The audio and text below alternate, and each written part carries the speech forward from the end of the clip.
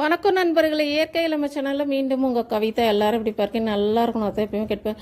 சிறு குறிஞ்சி, நிலை அவரை, அதுக்கப்புறம் முக்கூரட்டை, அதுக்கப்புறம் கொய்யா இலை, இப்படி எல்லாமே நான் என்னுடைய சப்ஸ்கிரைபர் கேட்டுருந்தாங்கப்பா. எல்லாம் நம்ம இலையா பூவா ஆள் வச்சு ஒரு 1000 ரூபாய் கிட்ட பிரித்து எல்லாம் காய வச்சு அரைச்சா இவ்வளோதான் ரவ தான்ப்பா வந்தது.